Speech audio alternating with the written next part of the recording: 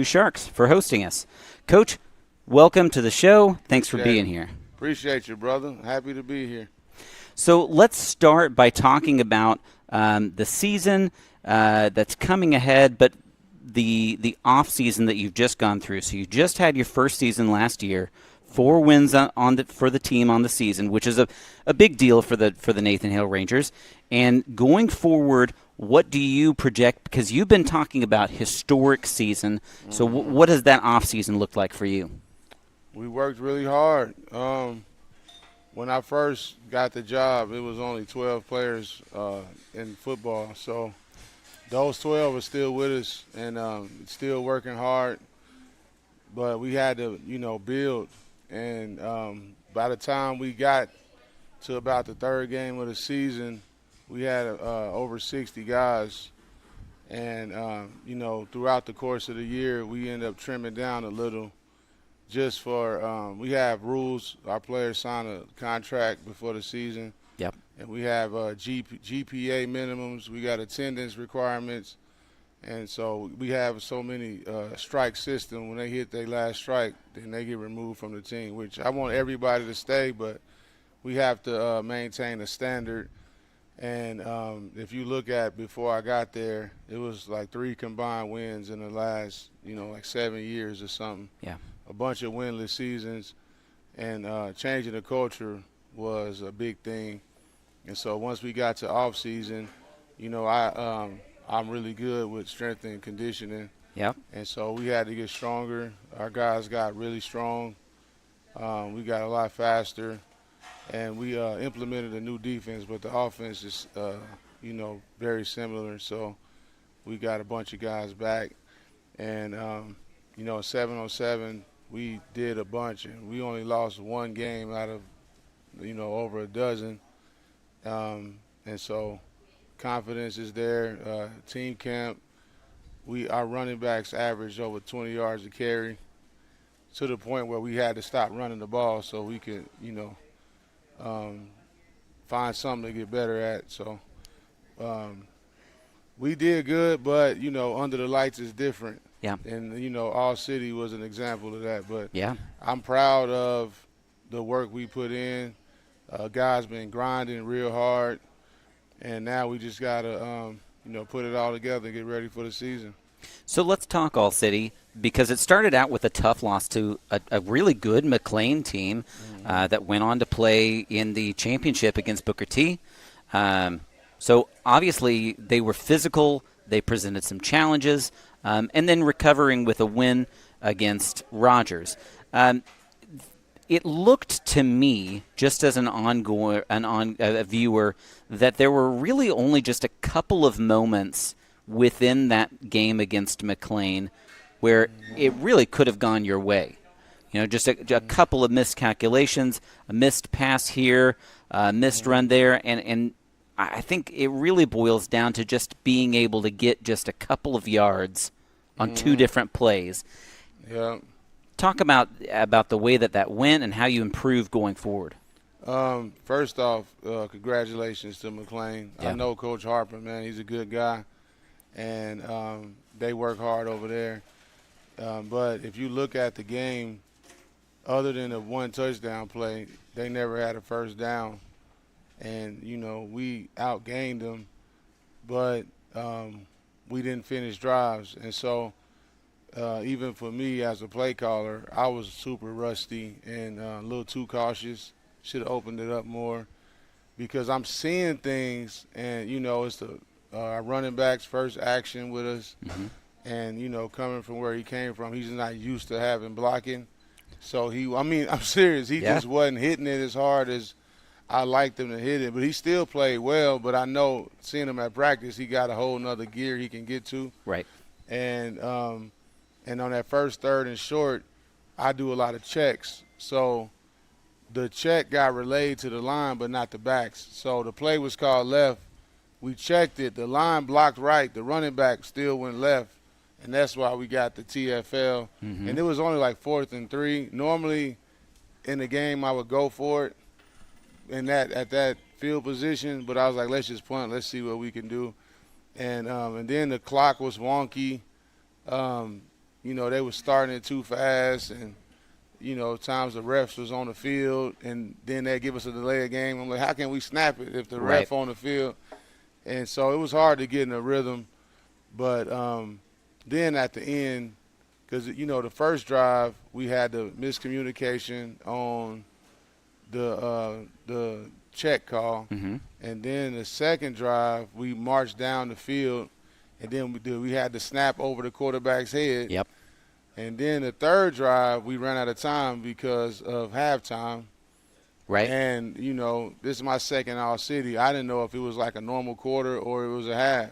I heard some communication about that up in the booth. And so we realized it, but we had 2 timeouts we could have burned. Right. And then the other drive we scored, and right. And even when I went for 2, that would never be a 2-point play I would run in the game. Okay. But it's only so much you want to show. Right. Because other teams we going to play going to get this film. Right. And so that's part of the reason we were super conservative. But, I'm glad that we got some adversity because I'm so confident that it rubs off on my players. Yes. Like delusional level of confidence. And so we needed some adversity to lock in. Right. And that's why we looked a lot better that second game, that sting of losing. But, I tip my hat to McLean, and at the end of the day, it's a scrimmage. And so I need to find out who can do what. And so it's certain plays I'm going to go, let me see, if we can punch this thing in when we outnumbered up front. And so I found out some things about my team, and I've identified some areas to, improve. And, we just working hard to get ready for Glenpool. But I still like where we are. And one of my linemen is a little banged up. Well, 2 of them are actually a little banged up. So I got some new guys in. And I'm losing a lot of sleep about that, but it's fun.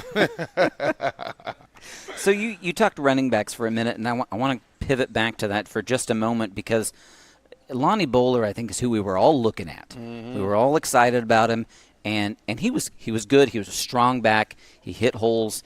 Like you said, he was getting used to the new line and how things work. I was really impressed by Sherrard Boyd, and I wasn't expecting to be as impressed as I was. That kid can hit the hole and scoot. And when the patience that he showed a couple of times until something opened up and then exploding, I wonder, how do you get – are there sets where you get both of those guys on the field at the same time? How do you get all those guys out there that are making plays like that? No, absolutely. We had Sherrard last year. He was a sophomore. I've been knowing him since 8th grade. He actually went to Union in 8th grade, and that's how, God worked. I used to volunteer, go over and train the middle school on my lunch break because at my schedule I would have 4 classes, lunch, playing football. So my lunch was long because it went into my plan, and it was right around their 7th hour where they had weights in football. So I would just go over there and mess around with the 8th graders, and he was one of them. And then in high school, he ended up going to Central. And then when I went to Hale, they ended up coming over to Hale, which I was super excited about. But Sherrard was that athletic last year, but he was just young and couldn't really memorize the plays because our playbook is way too big for high school, way too big. So I couldn't really play him like that because he couldn't learn the plays. But now, in year 2, he understands the system, and he got all the reps in the spring because Lonnie got banged up in track. He had a little injury in the spring. And so when we went to team camp, Sherrard got all the carries. And so it was Sherrard Boyd, Will Williams, and Devin Kennedy. And we averaged, like I said, about 20 yards a carry. And Sherrard was the bell cow with all that. So I know what he can do. Yeah. And my philosophy is everybody that can play will play. Right. And then nowadays you got to have more than one running back just to keep everybody fresh. Yeah.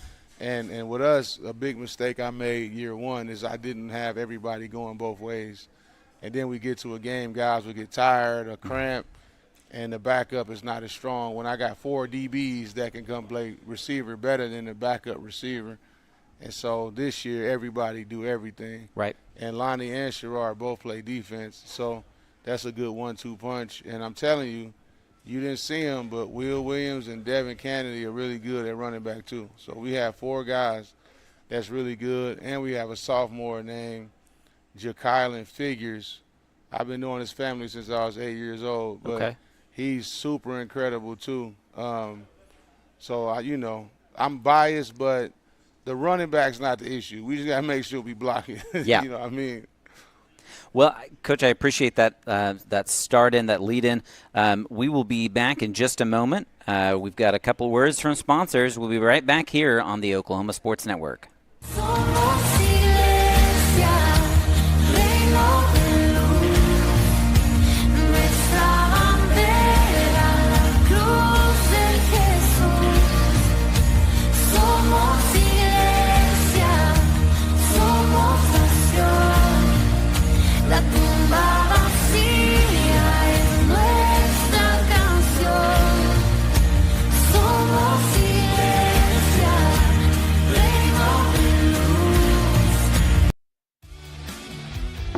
Hey, you left your backpack downstairs. Oh, thanks. Kids these days, I've been taking away vapes to help friends quit. Nice try, kiddo. We're gonna have to talk about this. There's no such thing as a perfect moment, so don't wait for one. Can we talk? Sure. Start the conversation at talkabouttobacco.com.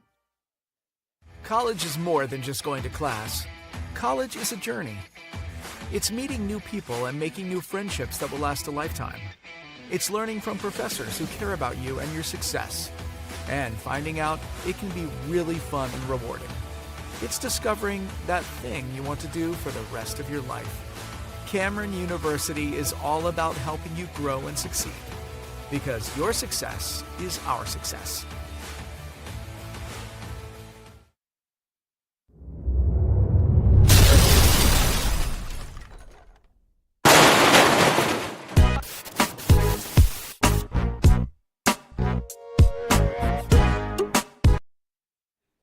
And we are back here at Sharks Chicken and Fish in Tulsa, Oklahoma.